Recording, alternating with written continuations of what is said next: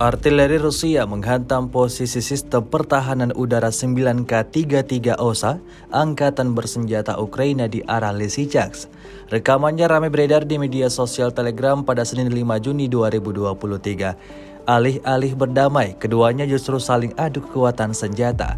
Namun, kali ini nasib naas dialami oleh angkatan bersenjata Ukraina.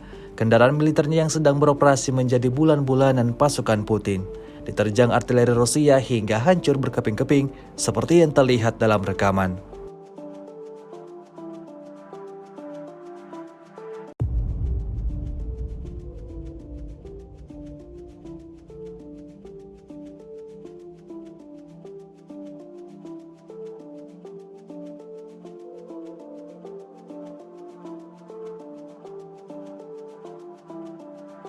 Setahun berlangsung invasi, Rusia melaporkan secara total sebanyak 432 pesawat Ukraina, 236 helikopter, 4.473 UAV, 424 sistem rudal anti pesawat dieliminir sejak awal operasi khusus. Sementara itu dari kubu Kiev, Kementerian Pertahanan Ukraina melaporkan sebanyak 560 tentara Rusia dieliminir dalam 24 jam terakhir.